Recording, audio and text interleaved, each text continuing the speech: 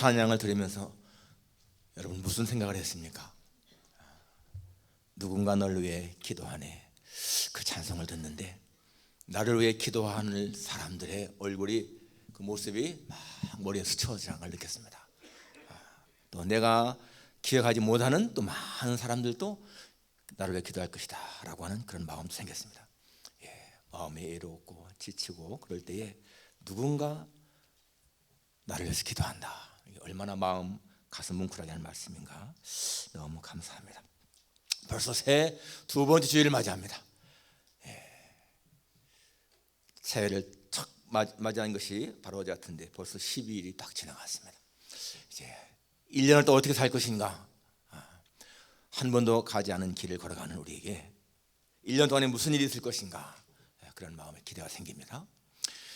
여러분, 이러한 질문 한번 자신에게 해보십시오. 나는 마음이 강한 자인가 약한 자인가?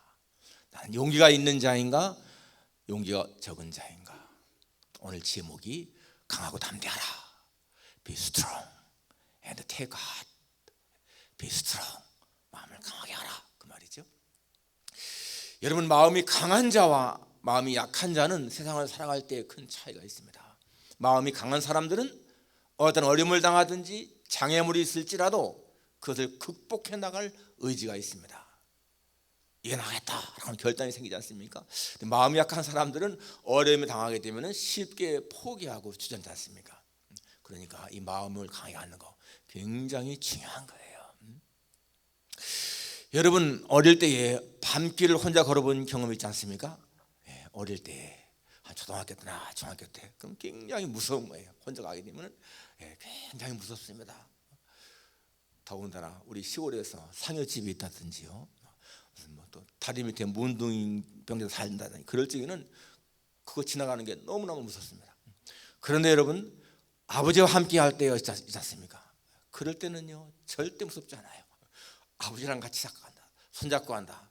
여러분, 절대 무섭지 않습니다. 무서움이 없습니다. 우리 영적인 삶도 마찬가지입니다. 내가 하나님 아버지와 동행한다 라고 하게 되면은 세상을 살아가는 것이 두려울 것이 없는 거예요. 그런데 나 혼자 내 힘으로 살아간다. 이게 얼마나 벅차겠습니까? 얼마나 힘들겠습니까? 하나님을 모시고 살아가는 사람이 삶이 얼마나 감사한 것인가. 그렇지 않습니까? 오늘 강하고 담대하라. 오늘 이 성경에 보게 되면은 여러분, 이 강하고 담대하라는 말이 많이 나오지 않습니까? 강하고 담대하라. 오늘 제가 예배 시작에 한 말씀도 여호수아에 나온 말씀이지 않습니까? 강하고 담대하라. 강하고 담대하라라는 말씀이 많이 나오는데 거기에 따라 나오는 말씀이 꼭 있습니다. 강하고 담대하라. 두려워하지 말라. 놀라지 말라. 그 다음에 나오는 말씀이 뭐예요? 내가 너와 함께한다 라는 말씀입니다. 내가 너와 함께한다. I'll be with you wherever you go. 네가 어디 가든지 내가 너와 함께한다. 그 약속의 말씀입니다. 전능하신 하나님이 함께 하시기 때문에 우리는 마음을 강하게 하고 두려워할 필요가 없다는 거죠. 오늘 이 본문 바로 다윗의 기도입니다. 다윗의 기도. 이 기도 내용을 보게 되면 다윗이 얼마나 어려운 환경에 있는가를 느낄 수 있지 않습니까? 7절에 보니까 여호와여 내가 소리내어 부르짖을 때에 들으시고 또한 나를 긍휼히 여기소서 응답하소서. 하나님, 내가 부르짖습니다. 응답해 주십시오. 이 부르짖는 기도는 평상시의 기도가 아닙니다. 부르짖는 기도는 다급할 때, 위급할 때 하나님을 찾는 그런 기도란 말이에요. 그렇기 때문에 이 다윗의 현재 이 상황이 어떤가를 알 수 있지 않습니까? 또 12절에도 내 생명을 내 제자에게 맡기지 마소서. 지금 대적들이 다윗의 생명을 노리는 그러한 환경에서 보여줄 수 있는 것을 알 수가 있습니다. 그럴 때에 이 다윗은 하나님에게 소망을 두고 하나님에게 부르짖고 하나님이 응답할 것을 믿는 거예요. 7절에서 내가 소리내 부르짖을 때 들으시고 응답하소서라고 하는 것은 이 하나님의 응답을 확신하는 그러한 기도인 것입니다. 마음을 강하게 하고 담대하라. 자, 어떻게 해야 우리가 마음을 강하게 담대하게 가질 수 있는 것인가? 이 본문을 중심으로 말씀드리기 원합니다. 첫째는 여호와의 말씀을 신뢰하고 순종하는 거예요. 하나님의 말씀을 신뢰하고 순종한다. 말씀을 붙잡는 거죠. 8절에 보면은 너희는 내 얼굴을 찾으라 하실 때에 내가 마음으로 주께 말하되 여호와여 내가 주의 얼굴을 찾으리이다 하였나이다. 하나님이 너희는 내 얼굴을 찾으라, 그 말씀을 붙들고 지금 다윗이 내가 하나님을 찾습니다 이렇게 지금 고백하는 거 아니겠습니까? 하나님의 말씀을 붙드는 거예요. 이 다윗의 생애에 무수한 역경이 있었는데 그때마다 다윗은 하나님을 향하여 부르짖고 기도했고 그리고 응답받고 그 문제를 해결한 것을 보게 됩니다. 찾으라 할 때 찾겠다. 하나님의 말씀 그대로 순종하는 거죠. 지금 하나님의 마음과 이 다윗의 마음이 일치하는 것을 보여줍니다. 여러분, 성경 속에는 무수한 약속들이 있습니다. 그 약속의 말씀을 내가 어떻게 믿고 붙잡느냐, 그거에 따라서 그 말씀이 나의 것이 되기도 하고 아니게 되는 것입니다. 하나님의 말씀은 어제나 오늘이나 영원토록 동일한 거예요. 과거에 사람들에게 했던 그 약속의 말씀이 그 사람들에게만 해당된다면 성경에 기록될 이유가 없습니다. 오늘 우리들과 아닌 것이죠. 과거에는 하나님의 사랑 대상이 그 사람들이었는데, 과거에는 아브라함이나 여호수아나 다윗이나 그러한 사람들이 하나님의 사랑의 대상이었는데 지금은 누가 대상입니까? 여러분과 내 살아있는 우리가 하나님의 사랑의 대상인 거예요. 하나님은 그 말씀을 우리가 믿고 따르기를 원하시는 겁니다. 그렇기 때문에 우리는 그 말씀을 붙잡는 것이 굉장히 중요한 거예요. 하나님의 약속은 그 말씀을 붙잡는 자, 순종하는 자, 믿는 자의 것이라는 것을 우리가 기억해야 됩니다. 2차 대전 때 가장 큰 피해를 본 사람들은 유대인들입니다. 히틀러는 유대인들 600만 명을 학살했습니다. 잔인하게 학살했습니다. 그때 한 수용소에, 유대인 수용소에 한 번은요, 히틀러가 시체를 나왔습니다. 아주 의기양양한 표정으로 들어왔습니다. 그때의 유대인들은요, 초췌한 모습으로, 어떤 사람들은 두려운 눈빛으로 바라보기도 하고, 어떤 사람들은 시선을 땅에 떨구기도 하고, 그런데 한 나이 많은 노인은요, 당당한 표정으로 히틀러를 아주 떨어지게 쳐다봤습니다. 오히려 히틀러가 그 눈빛을 보고, 아니 그대는 어떻게 해서 이렇게 나를 떨어지게 바라보나? 그렇게 물었습니다. 그때 히틀러를 바라보는 그 노인이요, 당당한 표정을 지으면서 이렇게 말했습니다. 역사적으로 볼 때에 유대인들을 멸망시키려고 하는 시도는 끊임없이 있어 왔습니다. 애굽이 그랬고, 아말렉이 그랬고, 바벨론이 그랬고, 페르시아가 그랬고, 로마가 그랬습니다. 그러지만은 그러한 모든 나라는 하나같이 망했지만은 유대인들은 지금까지 살아 있습니다. 이유는 바로 하나님의 약속의 말씀 때문입니다. 내가 끝까지 너와 함께 한다고 하는 약속 때문입니다. 그 말을 들으니 히틀러가요, 그의 기세에 눌려버리고 말았습니다. 정말 그리고 나서 1년도 안 되어서 히틀러는 저 베를린 지하 벙커에서 스스로 권총으로 자살을 했고요. 이 노예는 석방되어서, 전쟁이 끝나면 석방되어서 그렇게 간증을 한 것입니다. 하나님의 약속은 변치 않는 거예요. 정말 끊임없이 유대인들을 그렇게 멸절시키려고 수많은 시도가 있었지만은, 그렇게 시도한 모든 사람들은 다 망했지만은, 여러분, 유대인은 끝까지 살아남지 않습니까? 많은 사람들이 성경 속에서 하나님의 말씀은 살았고 운동력이 있다, 이 말씀을 믿습니다. 정말 좌우에 나서는 것보다 더 예리하게 우리의 혼과 영과 및 관절과 호수를 찔러 쪼갠다, 이 말씀을 믿는데, 그 말씀을 아는데, 여러분 정말 이 말씀이 나에게 적용되는가를 확실히 믿습니까? 이 말씀이 오늘 나에게 살아있는 말씀으로 적용된다, 이게 믿어집니까? 믿어져야 되는 거예요. 그러면 그 말씀은 나에게 역사하는 겁니다. 하나님의 말씀은 붙잡는 사람인 거예요. 예수님 말씀했습니다. 천국은 침노를 당하나니 침노하는 자가 빼앗는다. 여러분, 이 말씀 엄청난 말씀입니다. 나는 그 말씀을 붙잡습니다. 천국은 침노하는 자가 빼앗는다. 가만히 앉아있는 자가 아니라 침노하는 자가 천국을 빼앗습니다. 여러분, 우리는 그런 적극적인 믿음이 된다는 거예요. 하나님을 향해서 부르짖고 하나님이 나를 구원받고 하는 확신 갖고, 그게 천국을 빼앗는 자예요. 마찬가지입니다. 하나님의 말씀을 붙잡는 사람, 이 말씀이 나에게 적용된다 믿는 사람은 그 말씀이 그대로 실현되는 줄 믿습니다. 여러분 연말에 받은 송구영신 때 받은 그 말씀을요, 금년에 받은 말씀을 그냥 대수롭지 않게 여기는 사람은요 그냥 끝나는 거예요. 그러나 나는 이 말씀이 금전에 하나님이 나에게 주시는 절대적인 말씀이다라고 붙잡는 사람은 그 말씀대로 되는 거예요. 보십시오 여러분, 예수님 앞에 와서 간과된 여인에게 예수님 말씀에 내 믿음대로 될지어다 하지 않습니까? 백부장에게도 내 믿음대로 될지어다, 수로보니까 여인에게도 내 믿음대로 될지어다. 소경들에게 내가 이 할 줄 믿느냐? 예, 믿습니다. 네 믿음대로 될지어다. 그렇습니다. 여러분이 받은 말씀을 믿으면 믿는 대로 되는 거예요. 그것이 여러분 세상을 승리할 수 있는 비결입니다. 하나님 말씀을 절대 붙잡는 거예요. 예수님에게 마귀가 와서 너 하나님의 아들이면은 이 돌 떡이 되게 하라 라고 할 적에 예수님 하신 말씀 기억하시지 않습니까? 사람이 떡으로만 살 것이 아니고 하나님의 위해서 나는 모든 말씀으로 살 것이라. 그게 무슨 말씀입니까? 떡의 문제는 하나님이 해결한다는 거예요. 떡의 문제 때문에 내가 걱정할 것이 아니라는 것입니다. 세상을 살아가면서 먹는 문제 때문에 걱정할 필요가 없다는 거예요. 공중의 새도 들의 꽃도 하나님이 입히시는데 하물며 너일까 보냐?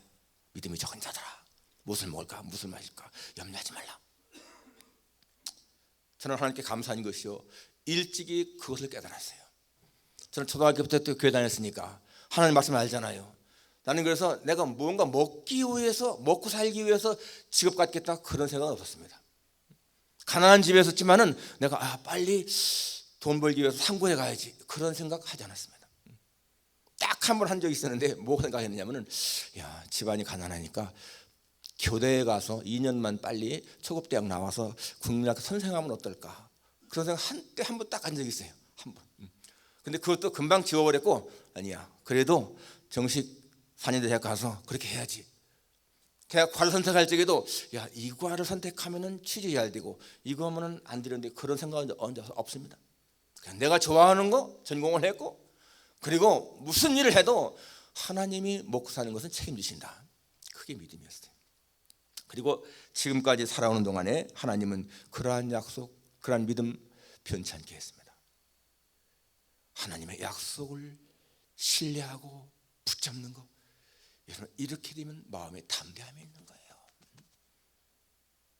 하나님, 다윗이 이렇게 담대하게 지금 자신을 향해서 14절에 너는 여호와를 기다릴지어다, 강하고 담대하여 여호와를 기다릴지어다, 자신에게 하는 말입니다. 자신에게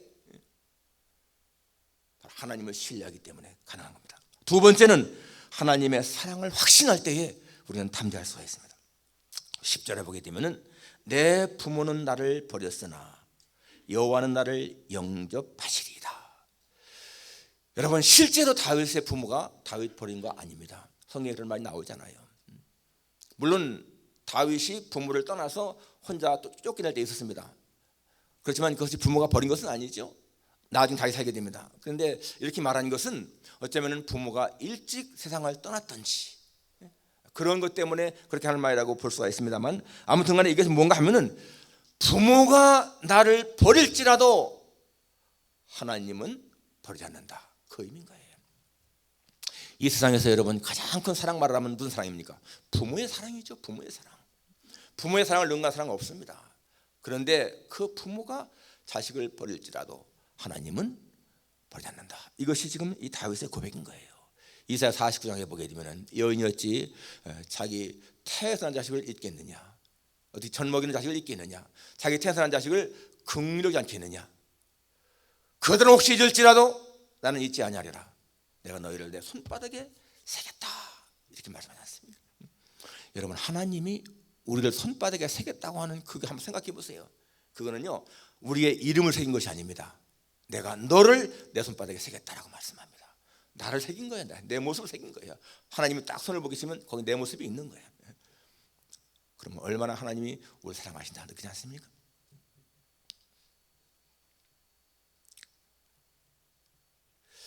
이 세상에도 보게 되면은 자식을 낳는 여인들도 자식을 버리는 경우 없지 않아 있습니다. 그렇잖아요. 너무 살기가 힘들어가지고서 자식을 딴 데 이렇게 버리는 사람 있지 않습니까? 그런데 하나님은 절대로 그렇게 하지 않는다. 이런 하나님의 사랑을 깨닫는 것이 우리의 신앙의 깊이를 더하는 거예요. 여러분, 하나님의 사랑을 깨달은 것만큼 그 사람은 하나님을 더 신뢰하고 하나님 앞에 더 귀한 신앙하게 갔습니다.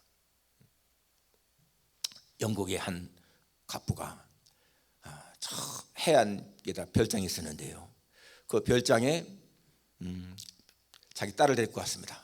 그 별장 바로 앞에는 팍 드넓은 바다가 보이고요, 거기 막 깎아지는 절벽이 있고 바위가 다 이렇게 나와 있는데, 그 딸을 데리고 바위에 가서 사랑하는 딸 도로시아, 눈을 들어 하늘을 바라봐라. 자기 무엇인가 딸에게 좋은 교훈을 주고 싶은 마음 때문에 그랬습니다. 딸이 눈을 하늘을 바라보는데 파란 하늘이, 너무 광활한 하늘이 딱 보였습니다. 딸아, 다음에는 눈을 아래로 바다를 봐라. 아래를 바다를 보니까 깊은 바다가 막 이렇게 파도가 출렁이는 거예요. 그리고 딸아, 다음에는 저 멀리 한번 바라봐라. 그 눈을 들어서 저 멀리 바라봅니다. 하늘과 바다가 맞닿은 수평선이 보입니다. 너무너무 멀리 보이는 거예요. 도로시아, 이렇게 한없이 높고 한없이 깊고 한없이 넓은 것이 하나님의 사랑이란다. 그 교훈을 주게 한 거예요. 한없이 높고 한없이 깊고 한없이 넓은 것이 하나님의 사랑이란다. 그런데요, 그 딸이 뭐라고 대답하느냐면은, 아버지, 그렇게 한없이 넓고 한없이 깊고 한없이 넓은 것이 하나님의 사랑이라면 우리가 지금 그 한가운데 살고 있군요. 아버지가요, 감동을 받았어요. 자기 딸의 말에. 딸에게 교훈을 주는 건데 오히려 교훈을 받은 거예요. 진짜 그렇게 자기는 넓고 깊고 높은 것이 하나님의 사랑이라고만 했는데, 이 딸은요, 한 발 나아가서 그렇게 높고 깊고 넓은 사랑이 하는 사랑이라면 내가 바로 그 한가운데 있다는 거예요. 그는 뭐가 두렵겠습니까? 뭐가 걱정이 되겠어요? 그 사랑 안에 사는데 한가운데. 여러분, 이런 믿음을 가진 사람의 딸이라면 그 도로시가 어떻게 살아가겠어요? 평생을 하나님의 사랑 안에 얼마나 당당하게 살아가겠습니까? 미국의 프레드릭 레만이라고 하는 목사님, 이 목사님은 미국에서 목회를 하시는데 아주 가난했어요. 그래서 부업을 해야 했습니다. 부업, 목회 말고 다른 거. 그래서 주일은 설교하지만은 평일엔 또 일하러 나갔습니다. 하루도 아침에 일하러 나가는데 사모님이 도시락을 싸주는 거예요. 도시락을 싸주는데 가서 딱 도시락을 점심에 풀러 먹으려고 보니까 거기에 한 11세기경에 유대인이 지은 시 한 수가 거기 적혀 있었어요. 그 목사님의 그 시를 읽는데 막 가슴이 뜨거워지는 거예요. 그래서 그 시를 가지고요, 거기다 곡을 붙였습니다. 그게 여러분, 우리가 지금 부르는 304장 그 크신 하나님의 사랑, 그 크신 하나님의 사랑 말로 다 형용 못하네. 3절에 뭐라고 나옵니까? 같이 부를까요? 하늘을 두루마리 삼고 바다를 먹물 삼아도 한없는 하나님의 사랑 다기로 갈 수 없겠네. 여러분, 하늘을 두루마리 삼고 바다를 먹물 삼아도 다기로 갈 수 없는 것이 하나님의 사랑이라는 거예요. 비록 가난하게 목회하고 있지만은요, 하나님의 사랑 때문에 가슴이 너무 뜨거워. 요한복음 3장 16절에 보니까 하나님의 세상을 이처럼 사랑하사 독생자를 주셨으니 라고 했는데, 여러분, 이거 그냥 읽으면 안 됩니다.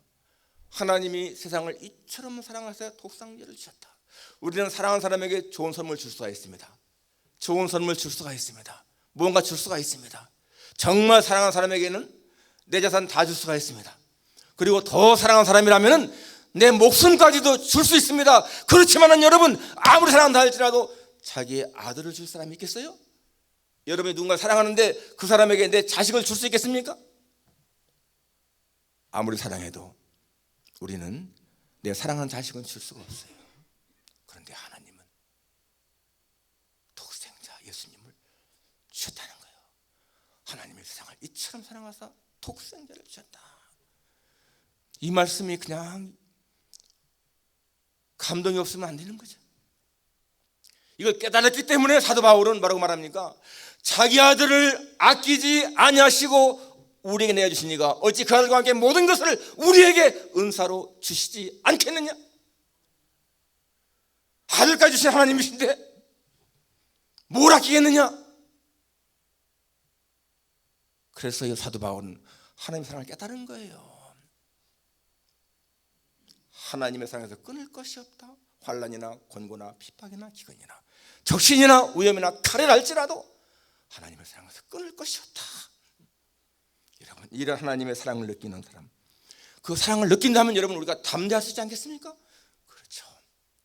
하나님의 사랑에 대한 확신이 있으면 우리는 담대할 수가 있습니다. 마지막 세 번째는 살아있음이 하나님의 은혜임을 깨닫는 사람, 그래서 감사하는 사람, 그런 담대할 수가 있습니다. 오늘 13절 보게 되면요, 내가 산자들의 땅에서 여호와의 선하심을 보게 될 줄을 확실히 믿었도다. 이 말씀이요, 그냥 읽으면 별로 감동이 없는데 내가 산자들의 땅에서 여호와의 선하심을 보게 될 줄 확실히 믿었다. 아직도 내가 산자들의 땅에 있다는 거예요.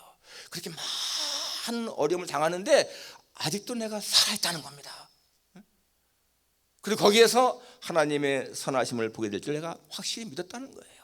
과거에 그렇게 많은 어려움을 당했지만 그런 가운데서도 나는 하나님 나를 살리셔서 내가 하나님의 선하심을 바라보게 할 줄 믿었다라고 하는 그런 고백인 것입니다. 우리는 죽음의 위기를 경험해 보지 못했기 때문에 이렇게 아직 내가 살아있구나 이걸 덜 느낄 거예요. 여러분, 그렇지만은 정말 전쟁에 나갔다가 폭탄 속에서 살아남은 온 사람들 생각해 보세요. 그 사람들은 내가 살아있다, 이게 얼마나 감동이겠습니까? 바로 다윗은 그러한 것을 보여주는 거예요. 세상에서 가장 악한 사람 중에 하나가요, 배은망덕한 사람입니다. 그죠? 배은망덕한 사람, 은혜를 저버린 사람은 악한 자인 거예요. 이사야 1장에 보게 되면 하나님의 탄식이 나옵니다. 하늘이여 들으라, 땅이여 들으라. 내가 자식을 양육하였거늘 그들이 나를 거역하였도다. 소는 그 임자를 알고 나귀는 제 주인의 구유를 알건만은 이 백성은 잊어버렸도다. 하나님이 이스라엘 백성들을 그렇게 사랑을 하고 그렇게 돌보았는데 그들은 다 잊어버렸다는 거예요. 소만도 못하고 나귀만도 못하다는 거예요. 소도 다 주인 알고 나귀도 주인의 구유를 아는데 이 백성은 다 잊어버렸다는 것입니다. 여러분, 수많은 사람들이요 보게 되면은 하나님에 의해서 자신들의 문제 해결을 받습니다. 병 고침 받든지 가난의 문제가 해결되든지 무슨 또 자신들의 소원이 이루어지든지 아기 못 낳는 사람이 아기를 낳든지 다 그런 것을 체험을 하게 되면은 처음에는 한참 동안 하나님의 은혜가 감사합니다, 감사합니다 하면서 열심히 신앙생활해요. 그런데 얼마만큼 시간이 지나게 되면은 하나님을 떠나는 사람들이 많습니다. 제 주변에서도 보게 되면은 그런 사람 몇 사람 봤습니다. 아주 어려움을 당하다가 그걸 해결받고 나니까 그렇게 하나님 앞에 막 감사하고 하다가 시간이 얼마만큼 지나고 나니까요, 신앙까지 버려요. 그건 정말 배은망덕한 거죠. 왜 그러냐면은 그 사람들은 문제 해결은 체험했는데 이 영혼의 구원 문제를 해결하지 못했어. 영혼의 구원. 그렇기 때문에 우리 신앙의 가장 중요한 것은요, 말씀 위에 서는 거예요. 말씀, 하나님 말씀. 하나님 말씀에 반석에 선 사람들은 천지가 무너져도 믿음 버리지 않습니다. 어떠한 경우에도 여러분, 교회를 떠나는 사람도 있지 않습니까? 그래도 다른 교회 나가면 괜찮은 거예요. 교회를 떠나도. 저는 우리 교회 나오다가 다른 교회를 안 나오더라도 다른 교회 나가게 되면 마음이 그렇게 부담이 없습니다. 그런데 아직 교회까지 안 나간 사람도 있지 않습니까? 이 사람들은 하나님의 말씀에 대한 확신이 없는 거예요. 구원의 확신이 있으면 절대로 여러분 교회를 떠날 수가 없습니다. 구원의 확신이 있는 사람들은 무슨 일이 있어도 주일은 거룩하게 지킵니다. 말씀에 확신이 없으니까 교회를 떠나게 되고 무슨 뭐 집에서 예배 드린다든지 뭐 집에서 비디오로 예배 보는 사람들 절대로 올바른 신앙이 아닙니다. 그 사람 많습니다. 가나안 성도죠. 가나안 성도. 거꾸로 하면 안나가 성도. 그래서 지금 한국이나 미국에 가나안 성도가 굉장히 많다고 합니다. 교회에서 상처를 입고 교회 안 나고 자기 집에서 예배드린다는 거예요. 절대 옳은 게 아닙니다. 하나님 말씀에 확신 있는 사람들은 절대 그렇게 하지 않습니다. 어떤 일이 있어도 성전에 나가서 예배드리는 거예요. 이게 올바른 신앙인 거예요. 하나님은, 예수님은 나의 아들이시고 예수님은 나의 구주시다, 이런 확신 있게 되면은 여러분, 내가 모욕을 당하든 내가 억울한 것을 당하든 그게 문제가 아닌 거예요. 하나님, 내가 예수님 때문에 모욕을 당한다든지 내가 무시당한다든지 오히려 감사합니다, 그렇잖아요. 그의 말씀에 쓴 사람인 것을 보입니다. 여러분, 마귀는요, 마귀는 우리에게 본질보다 비본질을 더 좋아하게 만드는 거예요. 본질보다 비본질, 정말 중요한 것보다 덜 중요한 거. 여러분, 교회의 본질은 하나님을 정말 잘 예배하고 영혼을 구원하는 그런 것입니다. 교회당을 크게 한다든지 화려하게 한다든지 교인이 많다든지 헌금이 많다든지, 여러분, 그러한 것은요 비본질 문제인 거예요. 그런데 교회들이 뭘 자랑합니까? 우리 교회가 이렇게 사람이 많고 이렇게 교회당이 크고 이렇게 헌금이 많고 이렇게 찬양대가 아름답고, 그것은요 비본질인 거예요. 그런데 한국의 교회가 정말 물량주의에 세속주의에 물들어서 그런 것을 대단하게 생각을 하고 자랑하지 않습니까? 세속주의에 물들어 버린 겁니다. 절대 옳은 것이 아니죠. 예수님은 그렇게 그런 것이 복이 아니고 의를 위하여 핍박을 당하는 것이 복이라고 그랬고요. 십자가를 지고 자기를 부인하고 나를 따르는 것이 복 있는 길이라고 말씀하고 있습니다. 예수님 이 세상에 살면서 잘 되는 번영한 그런 것보다도 더 중요한 것이 뭐라고 했습니까? 하나님의 뜻인 거예요. 하나님의 뜻, 하나님이 기뻐하시는 것을 추구하는 것, 그것이 우리가 추정해야 할 것입니다. 우리는 물질적으로 잘 살든 덜 잘 살든 건강하든 뭐 더 약하든 그거보다 더 중요한 것은 내가 하나님 앞에 정말 주님을 기쁘시게 하는 삶을 사는가, 그것이 중요한 거예요. 그래서 여러분, 언제든지 하나님의 은혜에 대한 감사, 이러한 삶을 살게 되면은 언제든지 우리는 마음에 담대함이 있는 거예요. 두려울 것이 없습니다. 사람 잘 사는 사람 보고 부러울 필요가 없습니다. 마음에 부러움을 느끼는 사람, 아직 하나님에 대한 확신이 없는 거예요. 하나님의 사랑을 확신하고 은혜에 확신하는 사람들은 남이 잘 살면 그 사람은 그대로 자기의 그런 몫이니까 잘 사는 것이고 나는 나의 삶에 만족한다, 그러면 만족하잖아요.